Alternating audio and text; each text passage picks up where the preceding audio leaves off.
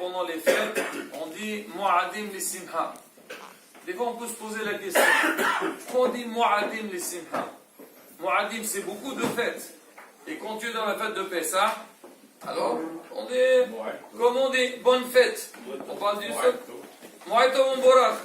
Quand on dit Mu'adim, c'est pour dire comme on dit Kolehai. Comme on dit en arabe, Marra Amdaï. Ça veut dire, c'est-à-dire, on répète. Mais ce soir, Bezrat Hashem, on peut dire Mu'adim Lissimha. Ce n'est pas des Mu'adim qui sont marqués dans la Torah, mais Bezrat Hashem, ce soir, on va commémorer 3 fêtes. Ah, c'est quoi les 3? Alors, si Dieu veut, mardi soir, laisse appeler pour les enfants. Oui, mardi soir, c'est Tu Bishvat, la fête Hag Ilanot. C'est Rosh Hashanah la Ilanot. Jeudi soir, c'est la fête du Yitro, donc la fête des garçons. Mais Baruch Hashem, ce soir, on va aussi faire une fête, on a associé une autre fête qui est très importante, Rabotai, c'est une fête qui est Sa'udat Udaya. Donc il y a quelqu'un qui va être modèle à Kadosh Baruch Baruch Hashem pour le lycée Viniflaot qu'il a eu. Donc, on va commémorer Bezrat Hashem 3 fêtes. Alors nous, on a un principe, on dit We'ahota Mishulash, Lo Bemhera Inater. Quand quelqu'un il a une corde, en général, quand tu as un fil, si tu es un peu fort, tu le tires, tu peux le déchirer. Mais si jamais tu as une corde qui est tressée avec 3 fils, on dit que c'est très difficile de l'enlever. Et c'est l'expression We'ahota Mishulash, Lo Bemhera Inater. Donc, une corde qui est composée par 3 fils, c'est pas facile de la déchirer. Rabotai, d'où ça sort ce principe? C'est vrai, certainement, si vous allez parler avec quelqu'un, un artisan qui fait des cordes, il va vous dire oui. Si jamais vous avez une corde qui est tressée avec 3 fils, c'est vrai, c'est pas évident d'enlever. Mais Rabotai, ce principe, c'est un principe qui se dit sur le clan Israël. Nous, en Israël, on dit sur nous, d'où on a pris ça? On a pris ça d'Avotin Abdoshim, des patriarches, Abraham, Yitzhak ou Yaakov. On dit à Israël, on dit Bezrat Hashem, les olam ou les olamim, personne ne peut l'effacer de l'histoire. Personne de la carte plutôt. Personne jusqu'à Bezrat Hashem al-Biat Mishiach, c'est le prénom. Comment? Parce qu'à Israël, pour qu'il soit formé, il a fallu qu'on passe par 3 personnes. Alors le premier c'était Abraham Avinu. Abraham Avinu, il a mis en place des enfants, mais il y a quelqu'un qui a pris sa continuité, qui est Yitzhak. Yitzhak aussi, il a eu des enfants, il y a eu un qui a pris sa continuité, qui est Yaakov. Maintenant, vu qu'il y avait Abraham Avinu, qui a suivi le chemin d'Akadosh Baruch Hu, après il y a eu Yitzhak, après il y a Yaakov, on dit à partir de maintenant, ça y est, la descendance qui va venir, Bezrat Hashem, elle restera éternellement. Et c'est pour ça qu'après Yaakov Avinu, il y a eu la création, la composition d'Am Israël, et comme on dit, Am Israël Hay V'Chayam. Et ça, Rabotai, ce principe, on le dit tous les matins. Le matin, quand on fait Birkot HaShahar, alors après qu'on a fait toutes les brachot, on fait, qu'est-ce qu'on dit? On demande à Kadosh Baruch Hu. La première des choses, on demande à Kadosh Baruch Hu que la Torah soit douce, donc à notre esprit. On dit, oui, Anahnu, وسيسائنه وسيسائنه كل عام خير إسرائيل قوديها نحن وسيسائنه عام خير إسرائيل alors on dit نحن عام خير إسرائيل ou bien نحن وسيسائنه. Pourquoi on a besoin de préciser, de répéter encore, machin à nouveau? Alors on dit on demande à Kadosh Baruch c'est quoi notre souhait? Que ce soit nous, on soit Yud'ai Shemecha, Ovdim et Hashem. On est dans la voie de Torah et Misot.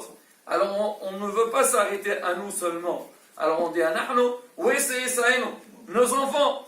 Alors on dit ça ne doit pas s'arrêter seulement à nos enfants, même à nos petits-enfants. On dit une fois si on a assuré, on dit si 3 générations de suite, on est resté dans la voie de la Torah. Et la Torah elle est restée donc dans cette famille-là, on dit Lo tamush Torah misra'o. La Torah ne partira pas. Torah mehazeret al-ba'aliyah. Même si hasbi shalom, c'est dans la suite, il y a eu n'importe quel problème. Après, donc, la descendance de cette personne-là reviendra à la Torah. Et on le dit aussi, Rabotai, toujours le même principe. On dit dans Oval et Sion, qu'est-ce qu'on dit au Balésion? On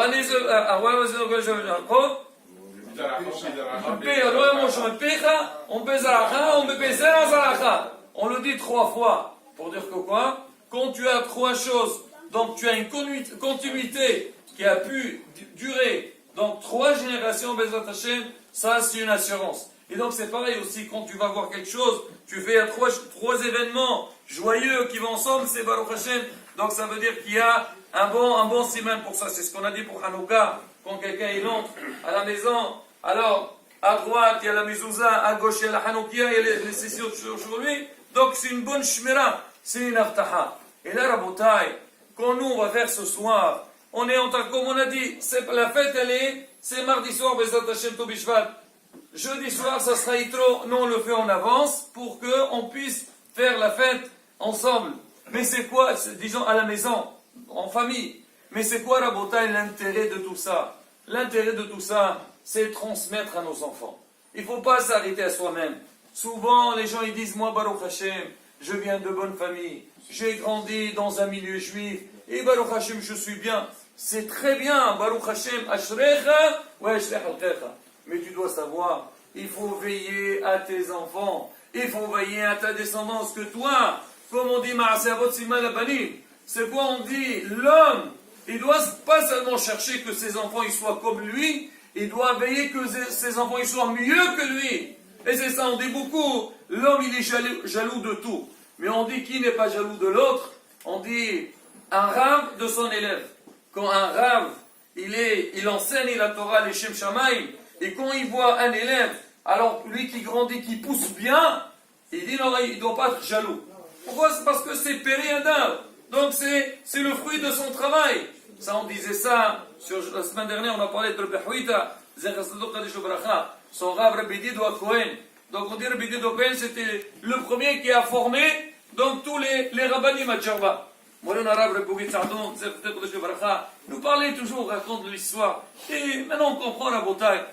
Quand on lit l'histoire de nos ancêtres, c'est Mehamem et Taleb. Ça nous chauffe et ça nous donne envie que nous aussi on continue dans le chemin. Alors il disait comme ça, il dit Rabbi Dido Cohen, alors il dit à ses élèves, il leur a dit regardez, moi je vous ai formé, maintenant vous êtes en train d'avancer très très haut. Il a dit Machal Emad Davardomé, quelqu'un qui apprend à conduire à une autre personne. Il dit moi je t'apprends les règles de la conduite. Mais après toi, moi je te dis tu roules en ville, en agglomération 50, alors quand tu sors, alors ça dépend qui commande 70 ou 80, à savoir, fais faire attention les flashs, rabotage. Mais dis maintenant tu es sur l'autoroute, tu vas aller à 200, ça c'est ton problème à toi. Mais en tous les cas, moi je t'ai donné le der d'aller avec ça. Et Rabbi Dido Cohen il disait à Rabbi Huita, je lui ai cité la semaine dernière dans l'Abdama, dans le livre de Moreno Arabe, il disait comme ça, il lui dit, Rabbi Huita, je suis très content de toi, Baruch Hashem, je te donne. Il dit, mais dans le psach, tu m'as dépassé, tu es monté très très haut. Et ça c'est une simha arabe qui témoigne sur son élève.